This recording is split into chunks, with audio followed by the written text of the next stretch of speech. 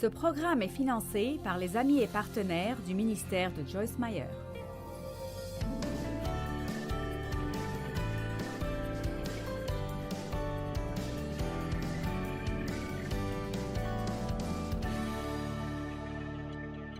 Il est temps de quitter la barrière. Je leur ai demandé de me construire une barrière pour que je puisse monter ici et prêcher, et j'espère ne pas tomber.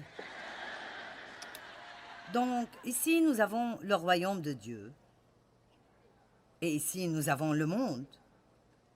Et tôt ou tard, vous devrez décider où vous allez vous tenir. Nous ne pouvons pas être dans le royaume dimanche, et puis dans le monde lundi. Nous devons prendre la décision que si nous voulons être chrétiens, nous allons agir comme des chrétiens tout le temps.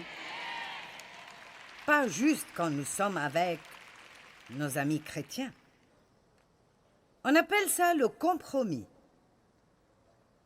Et le monde en est plein aujourd'hui. Mais il n'y a rien dans la Bible qui l'encourage ou qui l'approuve. Et le compromis veut dire aller juste un petit peu en dessous de ce que vous savez être juste. C'est comme ce mensonge du juste une fois que Satan a dit à Jésus quand il était dans le désert. « Si tu te prosternes et tu m'adores juste cette fois, je te donnerai tout ceci. » Nous vivons dans le pire des temps et le meilleur des temps. Les conditions dans notre monde aujourd'hui sont désespérées. Et ce n'est pas seulement aux États-Unis, c'est vraiment partout.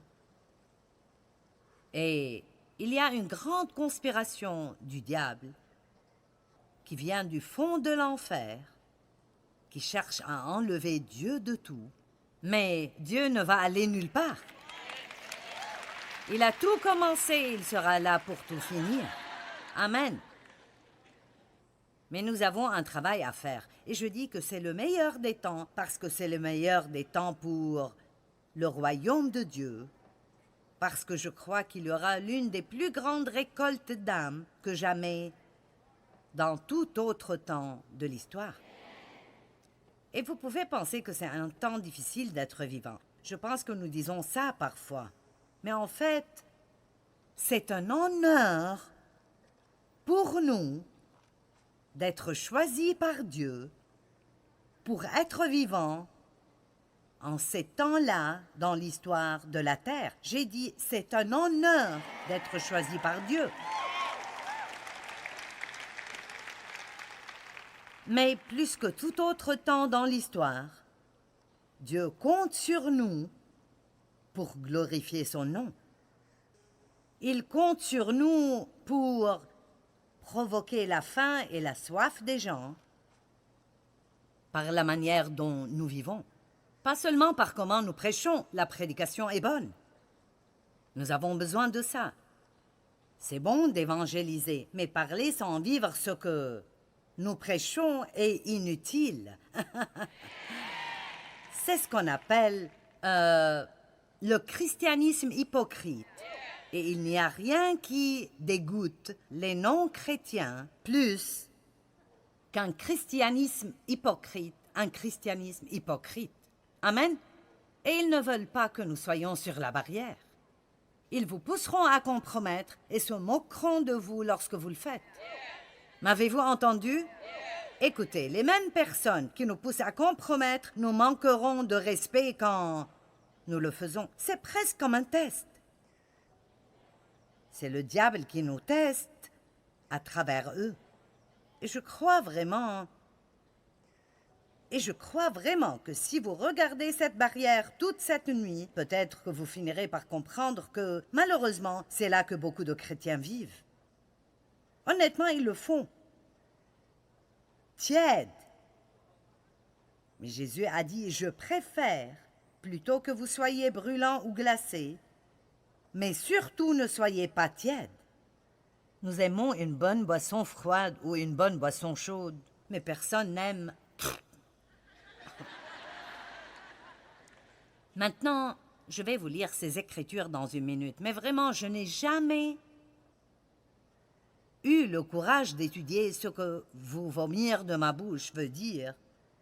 Et je ne suis pas vraiment intéressée à le savoir. Je veux être brûlante et je ne veux pas essayer autre chose. Maintenant, combien d'entre vous savent ce que je veux dire quand je dis qu'il y a des gens qui restent là sur la barrière? Vous savez, ils sont juste assez sauvés pour ne pas aller en enfer.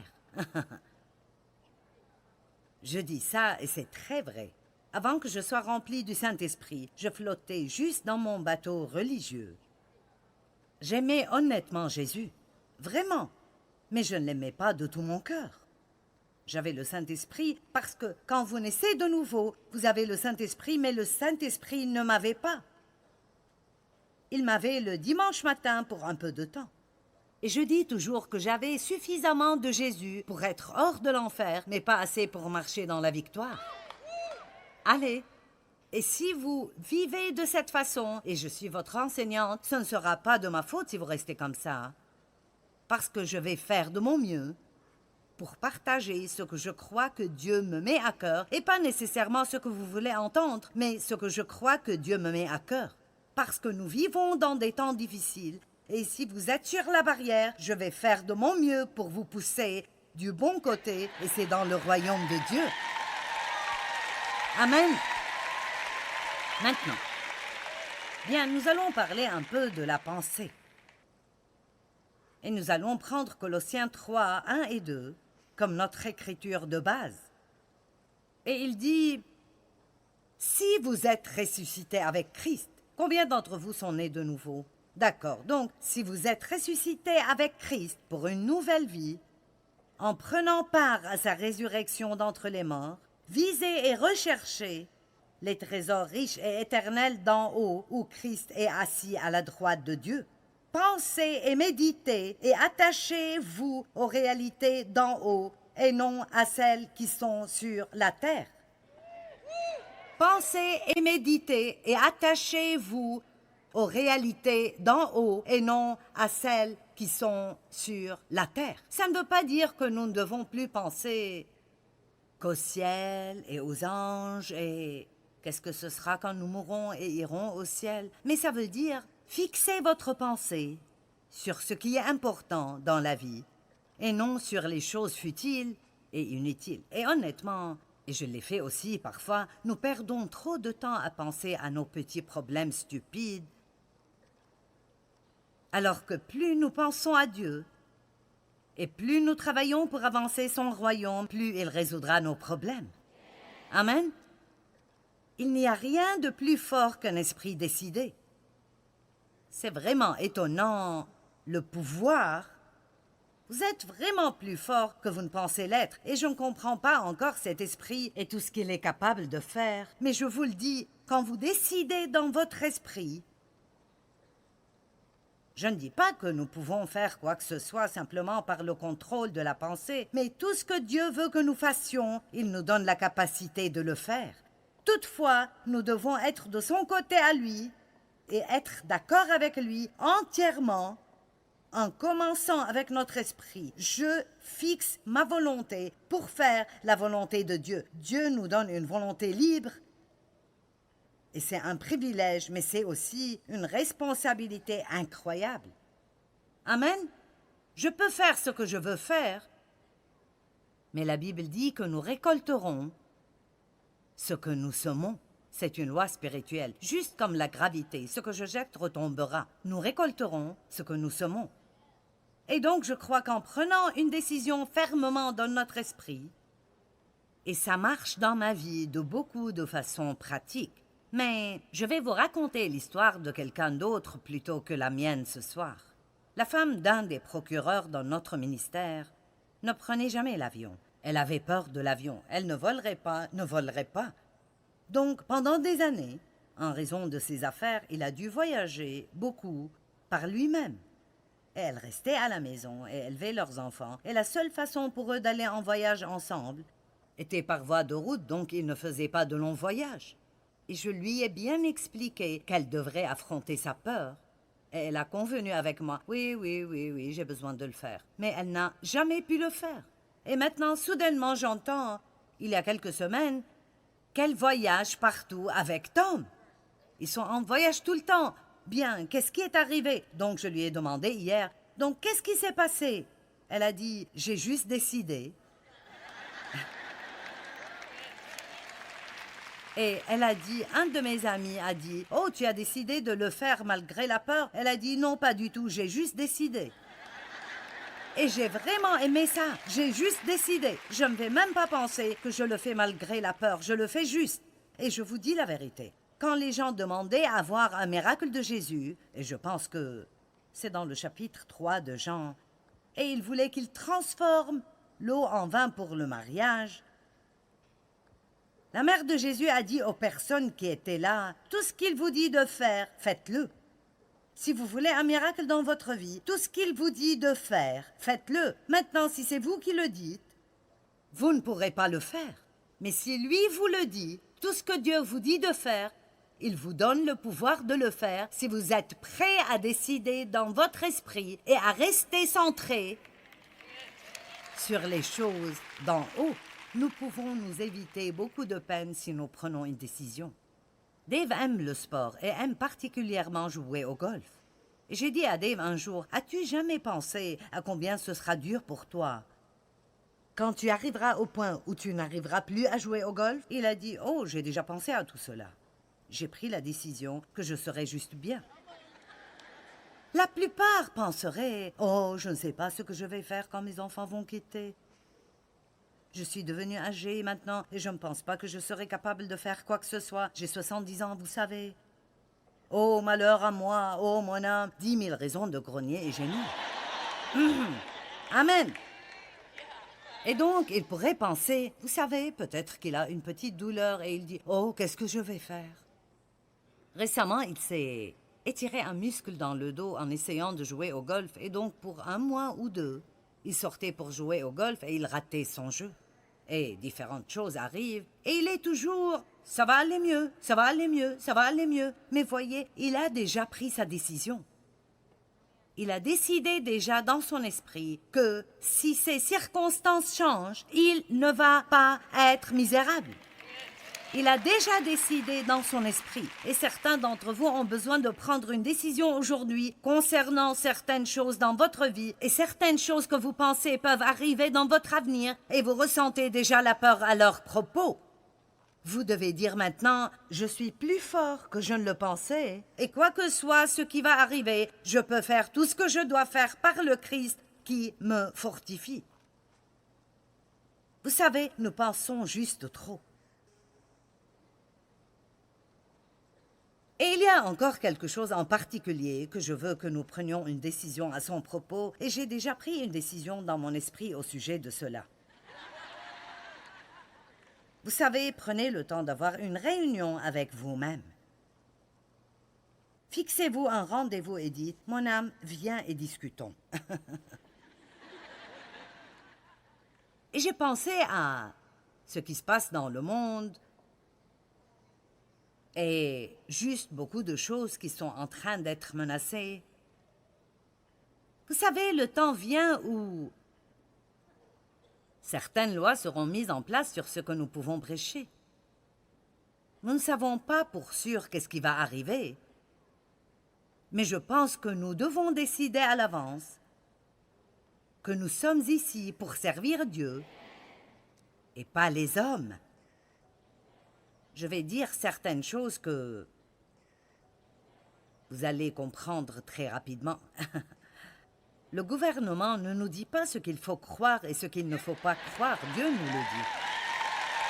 Amen. Et chacun d'entre nous devrait prendre une décision à propos de cela. Le gouvernement n'est pas Dieu. Dieu est Dieu. Et je me fiche de si c'est cette nation, ou si c'est l'Afrique, l'Inde, ou l'Europe, ou où que ce soit. Dieu est Dieu. Les gouvernements de ces nations ne sont pas Dieu. Et nous ne pouvons pas nous prosterner devant eux, et nous ne pouvons pas compter sur eux pour régler nos problèmes. Je ne peux même pas imaginer combien ça blesse Dieu qui nous donne toutes choses quand nous regardons loin de lui à d'autres institutions pour prendre soin de nous et résoudre nos problèmes. Donc j'ai pris ma décision sur ce que je dois faire et j'espère que vous prendrez la vôtre. Qu'arriverait-il si vous avez un emploi et que le patron veut que vous mentiez de manière régulière? Bien, je ne peux pas perdre mon travail. Oui, je m'attendais à ce que ça devienne calme ici. Bien, si ma femme appelle, dis-lui juste que je ne suis pas ici. C'est un mensonge. La Bible dit « ne dis pas de mensonge ». Ça devient drôle, n'est-ce pas? Et si votre patron voulait que vous l'aidiez à voler quelque chose, la Bible dit « ne vole point ». Bien, vous savez quoi? Mieux vaut perdre votre emploi plutôt que de pécher contre votre conscience. C'est ça le compromis, quand nous péchons contre notre propre conscience. Et vous m'avez déjà entendu raconter cette histoire. J'avais un emploi il y a bien des années de cela. C'était au début des années 70. Et j'étais ce que j'appellerais une chrétienne tiède, mais j'avais une certaine crainte de Dieu et je ne voulais pas l'offenser. Et j'avais un emploi et j'étais comptable et mon patron m'avait demandé de jouer sur les comptes de crédit de quelqu'un afin qu'il ne sache pas que nous lui devions de l'argent. Et nous étions supposés lui envoyer un chèque de remboursement. Et il ne voulait pas que le client voie ses comptes parce qu'il ne voulait pas payer. Donc à la fin de chaque mois, quand je préparais les comptes, il les vérifiait avant qu'ils ne soient présentés et il faisait les corrections à ses soldes de crédit et me demandait d'arranger les comptes pour qu'ils soient à zéro et puis il les présentait. Eh bien, je savais que je l'aidais à voler leur argent. Et vous savez, j'ai eu tout type de conversation avec moi-même ce jour-là pour trouver une façon de pouvoir le faire sans offenser Dieu. Quelqu'un sait de quoi je parle? J'avais besoin de l'emploi. C'était un bon travail. Dave et moi avions seulement une voiture et nous travaillions dans le même quartier. Je pourrais penser à toutes les raisons pour lesquelles je devais avoir ce travail. J'avais commencé un traitement de 1 200 $ sur mes dents et ça valait beaucoup plus que ça ne vaut aujourd'hui. Et j'en étais au milieu du traitement et je devais le finir et je n'aurais pas eu l'argent pour le finir si je quittais cet emploi. Et je n'ai pas pu dormir cette nuit-là et j'étais stressée. Et j'ai finalement pris la décision que même si je perdais mon emploi, je ne pouvais pas l'aider à voler cet argent. Maintenant, vous pouvez penser ce que vous voulez. Je pense que c'était un test pour moi et que si je ne l'avais pas passé, j'aurais pu ne pas être ici ce soir.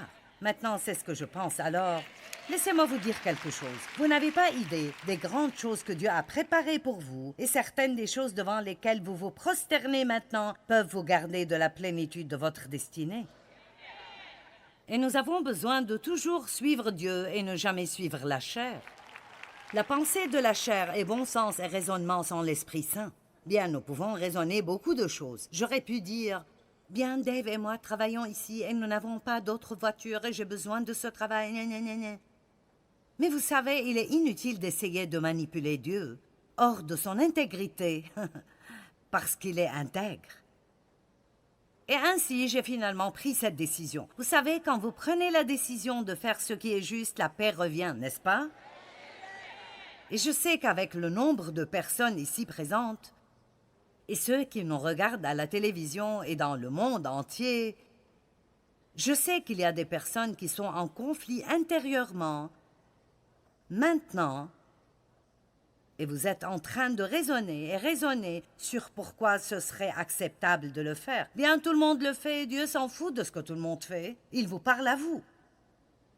Et si vous êtes la seule personne qui se lèvera et brillera pour le Christ sur la terre, je vous défie ce soir de briller. Amen. Et il y a un petit truc qu'ils veulent que vous fassiez, #briller. Et pas alors que je prêche, mais cette nuit après que j'ai fini, si vous avez pris votre décision. Si vous avez pris votre décision, que vous allez briller plus fort que jamais pour Jésus, Alors, hashtag briller et laisser le monde savoir, je prends position. Je ne vais pas faire de compromis, je ne vais pas être tiède, je ne reste pas sur la barrière, je vais briller. Parce que nous sommes la lumière du monde. Amen. Donc je suis allée chez mon patron juif le lendemain matin, je suis arrivée très tôt et j'ai dit, vous savez, je suis chrétienne. Ce n'est pas que je pensais que cela l'impressionnerait. Et je tremblais tellement, j'étais si effrayée. J'ai dit, je suis chrétienne et je ne peux pas jouer avec les contes parce que je sens que je serais en train de vous aider à voler. Nous n'avons pas la même croyance et je serais allée contre ma conscience si je le faisais. Je ne veux pas perdre mon travail, mais je ne peux pas faire ceci. Il a bafouillé et m'a dit, bien, retourne au travail. J'ai attendu toute la journée d'être viré. Je m'attendais à être renvoyé. Il était temps de quitter le travail et il est sorti et a mis ses comptes sur mon bureau. Il a dit, envoie-leur un chèque. Maintenant, écoutez. Durant les années suivantes, j'ai continué à être promu, et je n'avais pas les qualifications ou l'éducation pour faire le travail dans lequel ils m'ont promu. Je me suis retrouvée être deuxième en charge. Personne n'avait plus de pouvoir que moi, excepté lui. Et ça revient au fait que même s'il n'était pas d'accord avec ma chrétienté, il me respectait parce que j'ai pris position pour ce qui était juste. Maintenant, le revers de la monnaie est que nous connaissons des gens qui, eux aussi, ont pris position. Et j'appelle des personnes ce soir à prendre position. Et si cela ne signifie rien pour vous ce soir, ça va signifier quelque chose pour vous dans le futur. Parce que le temps viendra où nous aurons à prendre des décisions. Nous aurons à prendre la décision de sortir d'une relation. Nous aurons à prendre la décision de nous trouver de nouveaux amis. Nous aurons à prendre la décision de nous comporter d'une manière différente de celle que nous avons, ne pas aller à certains endroits où nous allons et prendre la décision que nous serons forts. Non pas nous comporter en chrétiens odieux, mais prendre position pour ce que vous croyez et rester forts. Amen. Et vous savez quoi? Vous voulez faire ça. Vraiment, vous voulez faire ça. Ce n'est pas un message décourageant pour vous. Vous voulez faire cela, mais parfois nous avons besoin de quelqu'un qui nous pousse loin de la barrière et dise, vous savez quoi? Faites cela dans votre coin du monde, même s'il n'y a personne d'autre qui le fait. Et moi aussi, je le ferai dans mon coin du monde. Et peut-être que vous devriez le faire dans votre famille et vous pensez que vous êtes tout seul. Mais vraiment, nous sommes partout, tous ensemble. Et nous sommes une grande famille. Amen. Je vais vous dire quelque chose. Je me sens embarrassée pour Dieu. La façon dont les gens parlent et les choses qu'ils disent de lui, le langage que les gens utilisent aujourd'hui et la rudesse. Et parfois, je sens comme si je devais protéger Dieu. Ce qui est bien sûr insensé, mais je pense qu'il veut que tout le monde ait cette attitude, que nous avons besoin de protéger la réputation de Dieu. Savez-vous que la réputation du christianisme dans le monde n'est pas tellement bonne?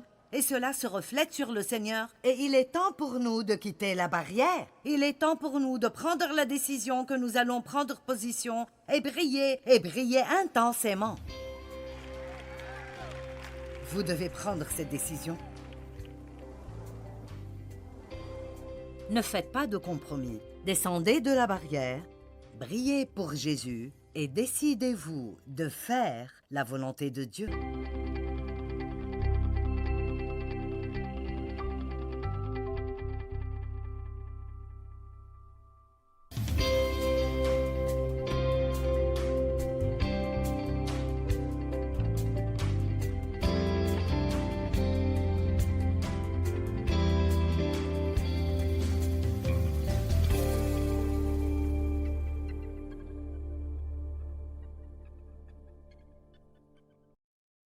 Ce programme est financé par les amis et partenaires du ministère de Joyce Meyer.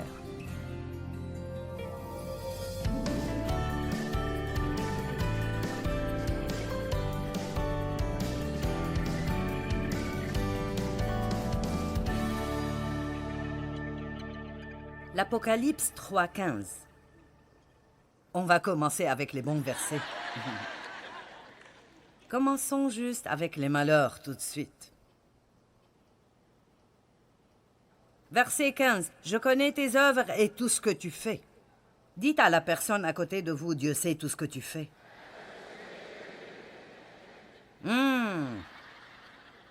Ceci devrait juste effrayer certains d'entre nous.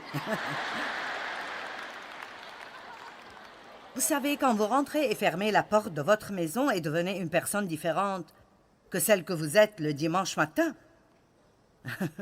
Allez, vous savez de quoi je parle. Dieu sait toujours ce que nous faisons. Et je sais que tu n'es ni froid ni chaud, si seulement tu étais froid ou bouillant, ainsi parce que tu es tiède. Et que tu n'es ni froid ni bouillant, je vais te vomir de ma bouche. Parce que tu dis, je suis riche, je me suis enrichi et je n'ai besoin de rien. Cela me rappelle beaucoup des États-Unis. Nous sommes prospères, nous sommes bien confortables, nous sommes la plus grande nation sur la face de la terre, et réellement, cette déclaration est un peu partout. Et je n'ai besoin de rien. Et tu ne réalises pas et ne comprends pas que tu es misérable, pitoyable, pauvre, aveugle et nu. Wow! Donc, je te conseille d'acheter de moi, M majuscule, c'est Dieu qui parle, de l'or raffiné, éprouvé par le feu. Maintenant, je pourrais déjà vous dire que je suis en train de rassembler du matériel pour enseigner une série que je prépare sur le feu de Dieu, parce qu'il est temps pour nous de la voir. Quand le feu de Dieu vient dans votre vie, il brûle tout ce qui n'est pas compatible avec la nature de Dieu et il embrase réellement tout ce qui reste. Et je le sais parce que je suis passée par là. Maintenant, Jésus a dit, ou Jean dit de Jésus, il vous baptisera du Saint-Esprit et de feu. Et vous savez, nous n'entendons plus parler de ça, ni du baptême du Saint-Esprit, parce que tout le monde veut être politiquement correct et ne rien dire qui puisse gêner une autre dénomination que la vôtre. Vous savez quoi? Tout ce truc de dénomination est insensé parce qu'il n'y en aura pas au ciel. Amen. C'est juste insensé. Eh bien, tu sais, tu parles en langue et je ne parle pas en langue. Et tu crois en la guérison et je ne crois pas en la guérison. Donc, je ne peux pas te parler. Tu ne peux pas entrer dans mon groupe. Si quelqu'un sert avec les dons de l'esprit et que vous ne connaissez aucun des dons de l'esprit, au lieu de les juger et de penser qu'ils sont fous, pourquoi ne diriez-vous pas « j'aimerais en savoir plus » Vérifiez cela dans la Bible. Vous savez, j'ai entendu ça l'année dernière et ça me plaît vraiment. En fait, j'étais à Londres en train de faire une conférence. Et en fait, j'étais avec beaucoup de personnalités bien placées dans l'Église catholique et nous avons eu un bon temps ensemble. Et c'était comme le confesseur du pape et l'archevêque de je ne sais où et l'archevêque d'autre part. Et tout le monde avait un titre. Et puis il y avait moi, Joyce, de Fenton. Donc, j'ai dit, bien, je suis de St. Louis et nous avons l'arche, donc je suis l'archevêque de St. Louis.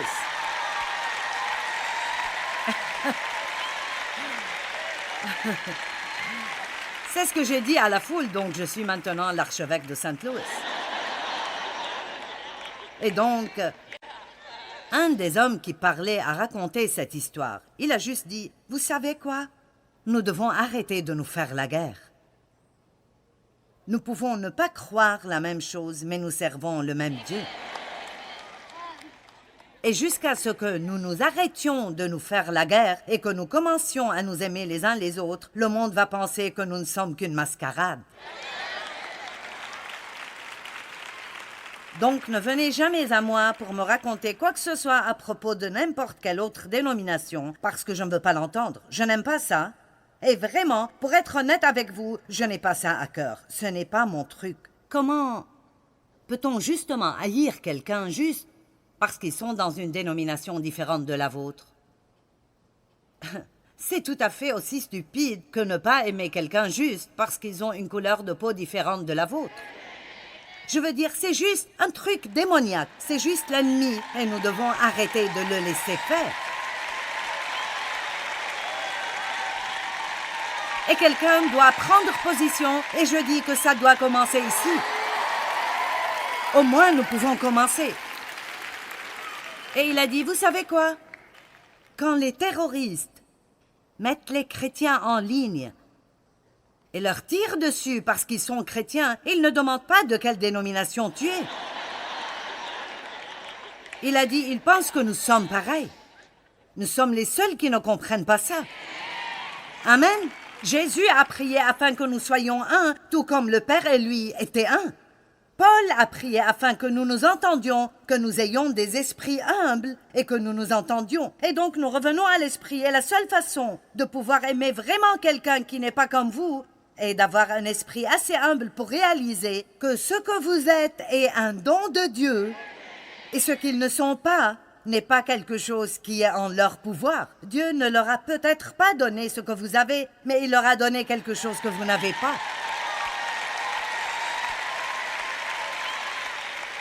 Il y a probablement des personnes ici cette nuit qui ont été invitées par quelqu'un ou vous êtes curieux ou... Ça serait une grande erreur si, parce que vous ne comprenez pas tout ce que nous faisons ou parce que ce n'est pas fait comme dans votre église, vous rentrez chez vous avec une attitude critique.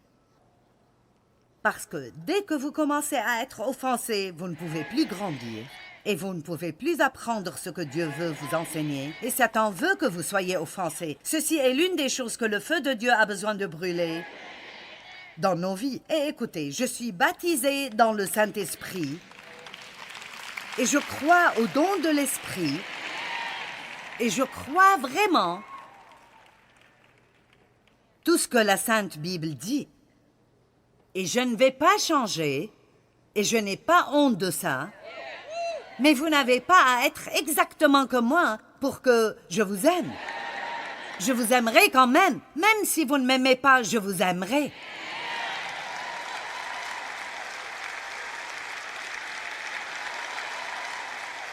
Et je n'ai pas seulement été baptisée par le Saint-Esprit, mais j'ai aussi été baptisée de feu. Je ne savais pas que j'allais avoir ça. Je pense que nous pensons, « Oh oui, je veux être rempli du Saint-Esprit. » Oui. Quelle que soit la raison. Et certains d'entre vous ne savent même pas de quoi je parle. Vous pensez, « Attends une minute, j'ai été baptisé dans l'eau. Est-ce que cela compte? De quoi tu parles? » Bien, vous voyez, c'est le problème. La moitié du temps, nous ne savons même pas ce que la Bible dit parce que certaines de nos dénominations ne nous parlent pas de ces choses, puis nous sommes comme...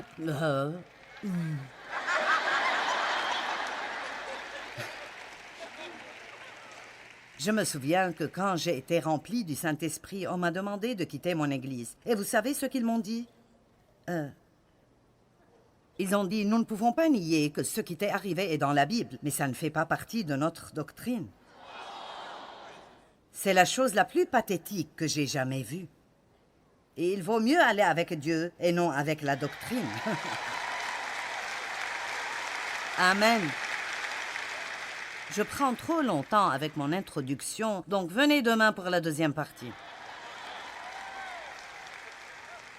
Et 3 ou 4 semaines après avoir été baptisé dans le Saint-Esprit, le feu de Dieu m'a frappé. Et vous dites, qu'est-ce que tu veux dire par là? Je veux dire, Dieu a commencé à travailler en moi. Et ce n'était pas des choses que je voulais qu'il fasse.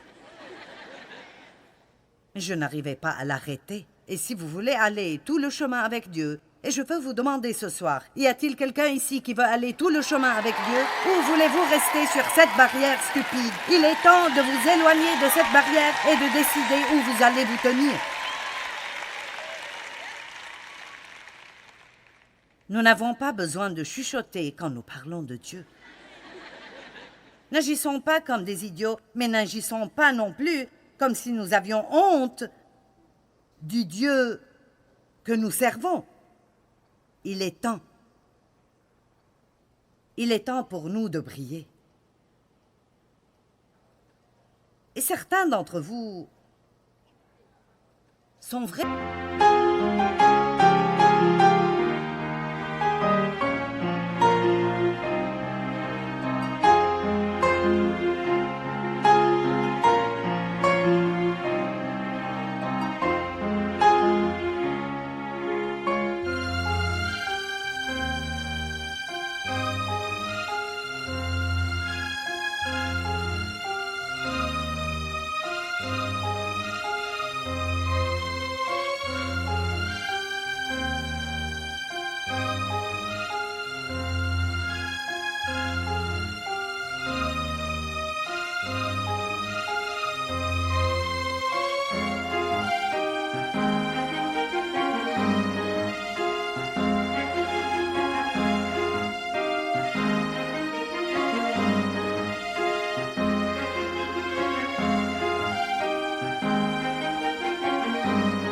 Tiraillé parce que vous savez que ça va demander quelques grandes décisions de votre part. Mais laissez-moi vous dire, il y a tellement de vies bordéliques dans le corps du Christ. Et disons que ce n'est personne d'entre vous, mais peut-être que c'est quelqu'un qui nous regarde à la télé.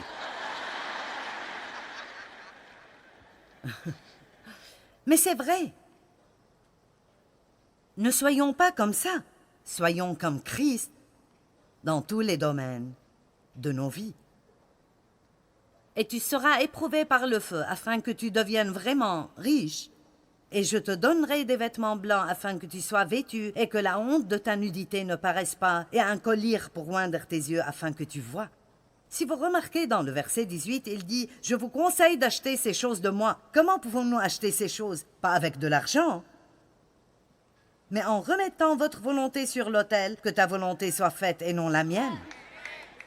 Je pose ma vie sur l'autel et je veux ce que tu veux même si je ne l'aime pas. Je dis à Dieu tout le temps, tu fais ce que tu veux dans ma vie et même si tu dois m'attacher à l'autel, ne me laisse pas m'échapper jusqu'à ce que tu finisses de faire ce que tu veux faire en moi parce que je ne veux pas être autre que ce que tu veux que je sois. Et verset 19, ceux que j'aime tendrement, je les reprends. Je les corrige, je les châtie, je les discipline et je les punis. Maintenant, regardez ceci. Donc, sois enthousiaste. Enthousiaste. Vous allez sortir d'ici et dire, j'ai entendu le meilleur message que je n'ai jamais entendu dans ma vie. À propos de quitter la barrière et d'inviter le feu de Dieu dans votre vie. Sois enthousiaste, passionne-toi, aie du zèle, repens-toi et change ta pensée. Vraiment, vous savez ce qu'est le salut? Vous ne dites pas simplement « je veux Jésus ». Nous avons fait de ces appels à l'autel quelque chose de différent de ce qu'ils sont supposés être, et ce n'est pas dans la Bible. Je veux dire, nous essayons simplement d'amener les gens à une décision.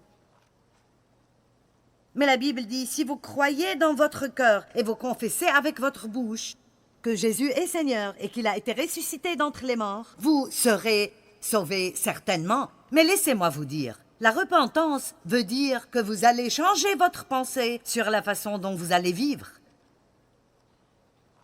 Vous changez votre pensée et vous allez dans une direction totalement différente. Et je veux une vraie repentance ici ce soir. Et ceux d'entre vous qui regardent la télé, vous pouvez trouver votre propre autel. Agenouillez-vous chez vous ce soir. Il faut que nous disions, Dieu, que ta volonté soit faite dans ma vie. Non pas la mienne, mais ta volonté soit faite. Soyez enthousiastes pour que je puisse aller au prochain point.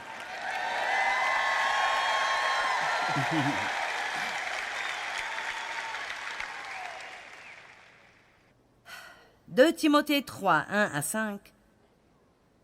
Mais sache que dans les derniers jours, il y aura des temps difficiles, des temps qu'il sera difficile de supporter, des temps fâcheux, des temps fâcheux. Laissez-moi vous dire que nous vivons des temps fâcheux, des temps difficiles à supporter, mais nous ne pouvons pas en faire un prétexte pour vivre sans Dieu. Car les hommes seront égoïstes et centrés sur eux-mêmes, amis de l'argent, avec un désir extrême de richesse, fanfaron, fier et arrogant. Je veux dire, la liste est juste horrible. Verset 3, ils seront sans affection naturelle, inhumains, blasphémateurs, calomniateurs, incontinents, cruels, haïssant les gens de bien, profanes. Et vous savez, nous pensons, oh, le monde est un désastre. Oui, Joyce, le monde est comme ça, c'est un désastre. Verset 4, ils seront traîtres, téméraires, gonflés d'orgueil, amateurs des voluptés et des plaisirs sensuels, plus que et plutôt que de Dieu. Oh oh.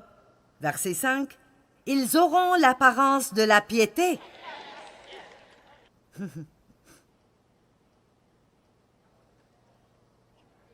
Vous pensez qu'il parle de certains chrétiens?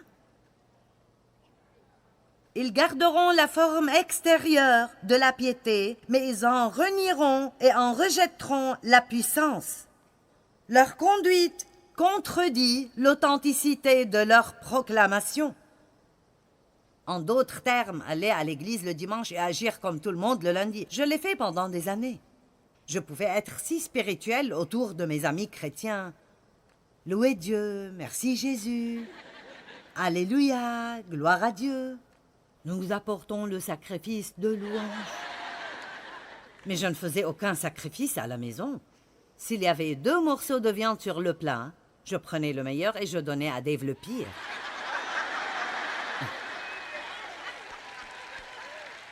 Allez, chrétiens égoïstes, égocentriques.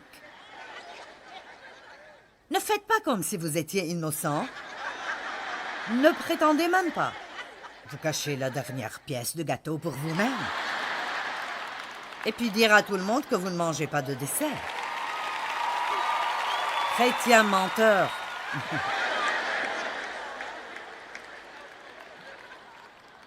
Ok, écoutez.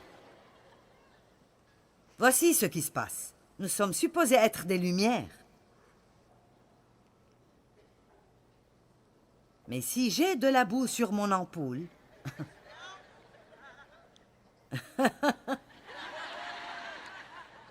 Maintenant, vous voyez, j'ai une lumière en moi. Je suis né de nouveau. Mais ça n'aide personne d'autre parce que je suis enveloppé par toute cette ordure du monde que je fréquente tout le temps. Et ceci n'aide personne et n'affecte personne. Et même si je redouble d'efforts autant que possible... Maintenant, je ne vais pas à l'église 1 fois par semaine, je vais 2 fois par semaine. Et je chante dans la chorale et à la réception. Oh, regardez-moi! Chrétien, chrétien! Et j'ai un autocollant de pare-choc et une paire de boucles d'oreilles et tous les livres de Joyce. Et alors?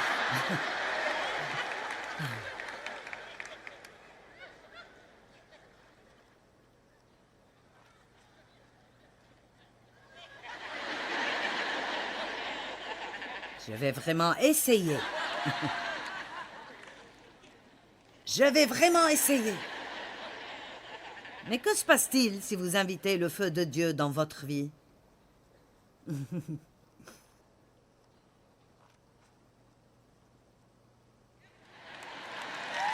Ah.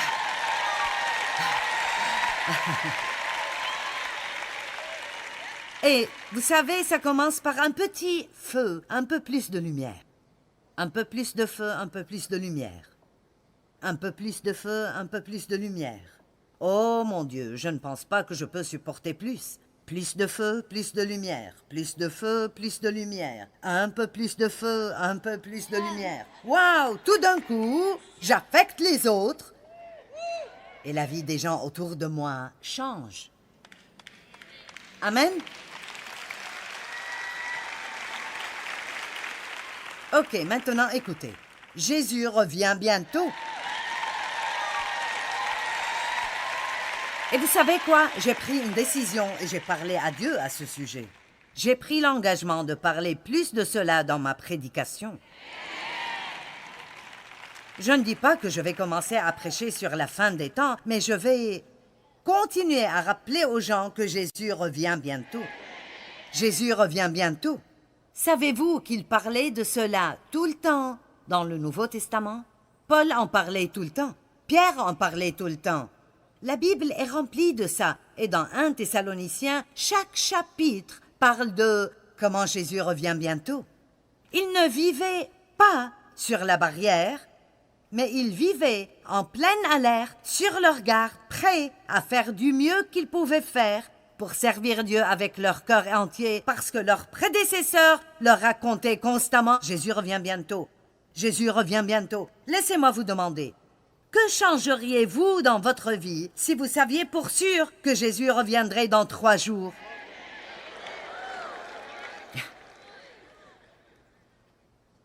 Je me suis posé cette question la semaine dernière. Et il n'y avait qu'une seule chose que j'ai pensé que je devrais changer. Et je ne vous dis pas ça pour vous impressionner, je vous le dis parce que j'ai eu le feu de Dieu dans ma vie. Et laissez-moi vous dire, ce n'est pas facile, mais ça en vaut la peine. J'ai dû laisser beaucoup de choses et passer beaucoup de temps seul.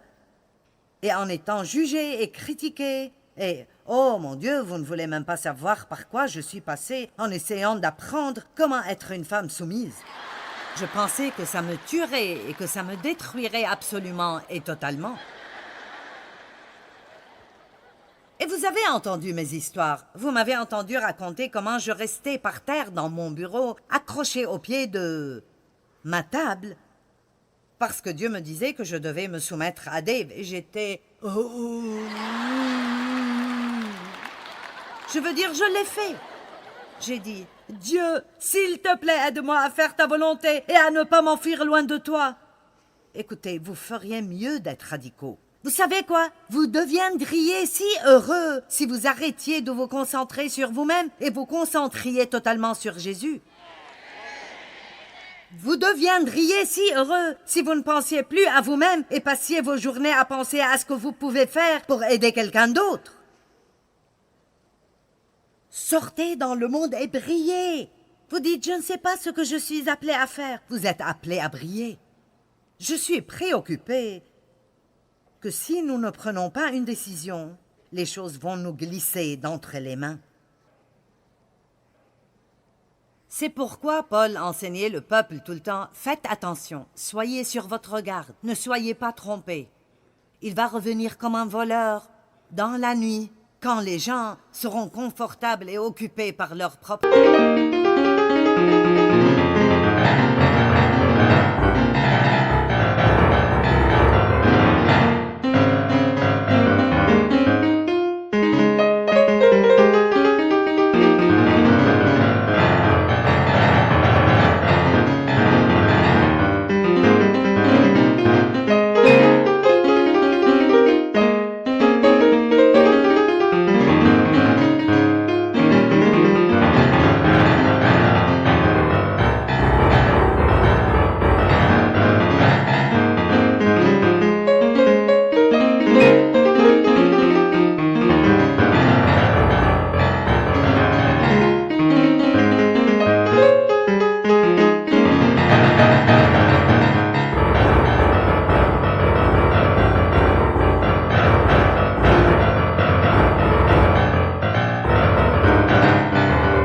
affaires, alors que vous êtes sur vos médias sociaux et vous prenez des selfies, et vous êtes hashtagging tout, et vérifiez Pinterest et je ne sais quoi. Vous savez, je ne peux pas rester à jour avec tout cela, mais... Les gens sont tellement pris ces jours-ci, et ce sont de grands outils de communication, mais utilisons-les pour ce qu'ils sont, et ne les laissons pas contrôler nos vies et nous éloigner des choses que nous devrions faire.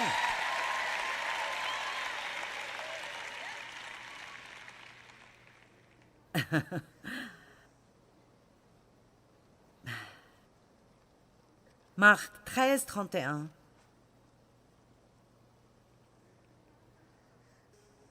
Le ciel et la terre passeront et disparaîtront, mais mes paroles ne passeront ni ne disparaîtront jamais. Un jour, tout cela disparaîtra, sauf ceci. Et il ne sera pas sous la forme d'un livre. Il reviendra sur un cheval blanc, ses yeux comme une flamme de feu, et sa robe trempée de sang, et il portera un nom écrit, la parole de Dieu. Amen. Le ciel et la terre passeront, mais ma parole ne passera. Point. Je vous dirai une autre mission que je poursuis et je n'ai pas l'intention de me taire là-dessus. Nous allons honorer la parole de Dieu, respecter la parole de Dieu, étudier la parole de Dieu, croire la parole de Dieu, rester fort pour la parole de Dieu. Et vraiment, je vous le dis, quand j'aurai terminé ce soir, dans l'Apocalypse, et la Bible dit ce qui arrivera, si quelqu'un essaye d'y ajouter quelque chose ou d'y soustraire quelque chose, oh, il faudrait qu'on fasse attention parce que nous vivons un temps où c'est ce qui se passe.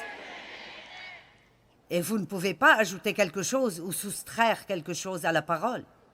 C'est important pour Dieu. Marc 13, verset 32. Quant au jour et à l'heure, personne ne les connaît, pas même les anges dans le ciel ni le Fils. Le Père seul les connaît. Ne gaspillez pas votre temps à lire des livres qui vous disent quand la fin du monde arrivera. Ils ne savent pas. Vous savez pourquoi Dieu ne nous dit pas quand? Parce qu'il veut que nous vivions prêts. Il veut que nous soyons prêts tout le temps. Nous devons être prêts tous les jours et ne pas penser « Oh, il revient le 30 septembre, maintenant j'ai 12 jours de plus pour me préparer. » Nous devons vivre prêts. Vivre prêts. Faites bien attention, restez en éveil et priez, car vous ignorez quand ce temps viendra. Cela se passera comme pour un homme qui part en voyage et laisse la maison à ses serviteurs, c'est nous, indique à chacun son travail et ordonne au portier de rester éveillé et d'être constamment en alerte. Chaque personne d'entre nous a une mission qui vient de Dieu. Chacun d'entre nous a une mission unique. Certains sont des missions plus vocales, certains sont consacrés pour l'estrade, mais beaucoup ont de petites missions et personne sauf vous et Dieu savent ce que vous faites. Mais ce que vous faites est juste aussi important que ce que quelqu'un d'autre fait. Et nous avons tous besoin de le faire avec joie. Ne faites pas de compromis. Descendez de la barrière, brillez pour Jésus et décidez-vous de faire la volonté de Dieu.